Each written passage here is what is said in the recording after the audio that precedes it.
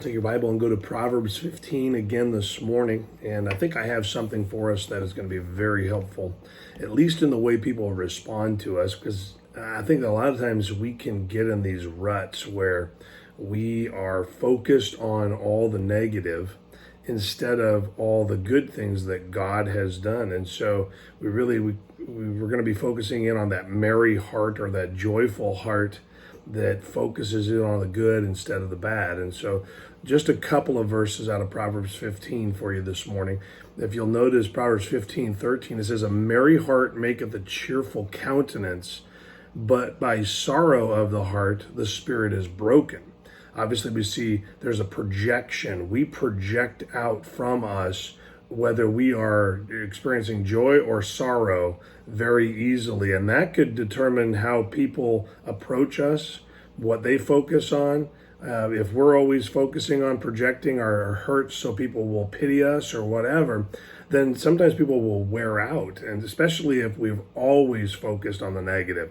In fact, verse 15, it says, "All the days of the afflicted are evil." I mean, the people respond to us a certain way if we are always talking about how bad it is, how bad we have it, our hurts. We're always needing something, and so the Bible tells us that if we can focus on the positives, if we can turn that around and consider the good things that God has done, even if they're very minimal in our eyes, we focus in on those things. In fact, if we do that in others, if we'll focus in on their strengths instead of their weaknesses, if we'll focus in on what God has done for us instead of what he hasn't done in our minds, it'll change a lot of things. So let me finish reading verse 15 to you. It says, "All the days of the afflicted are evil, but he that is of a merry heart hath a continual feast." So think about this. You walk into a room, you can either bring a positive vibe, so to speak, into the room, or you can bring a negative one by just what's on your face. If all I'm thinking about is how bad it is and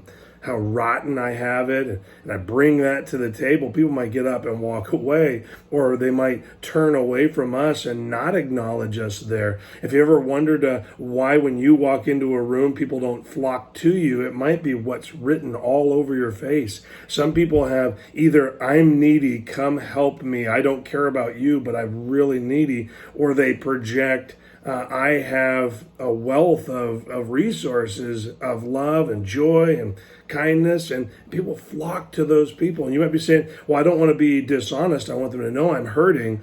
Well, if it's only about you and your hurts, then other people that are in need are not going to be able to connect with that as well.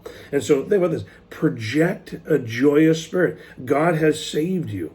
You have that to look forward to. That is an incredible joy. Focus in on that if that's the only good that you have. But I think if you'll take a few moments this morning and just say, "Lord, what have you done for me today?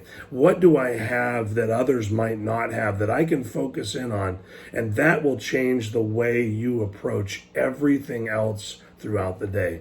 That joyous or the good focus, instead of a bad focus, will change the way you look at everything, and it will also change the way everyone responds to you. That perpetually needy, please focus on me person, I have it really bad, you can't have it nearly as bad as I have it, projection, it changes the way people respond to you. But when we walk in and say, "Hey, I'm walking in the joy of the Lord today. What's going on in your life?" "Well, this is what God has done. He's so good to me." And then they find out later that, "Yes, but I've also got these other things going on. So pray for me." That's a whole different perspective than, "Hey, everybody, I am so needy." So the Bible tells us that the person who is always afflicted, it wrecks everything. It wrecks even the blessings that are coming in.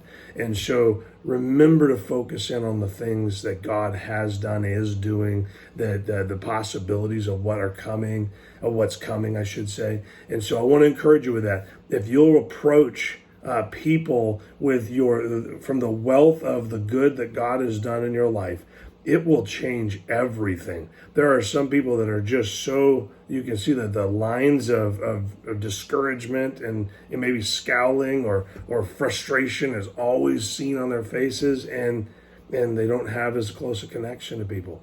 Today, go out there in the joy of the Lord, and he will cause that to change the way people respond to you.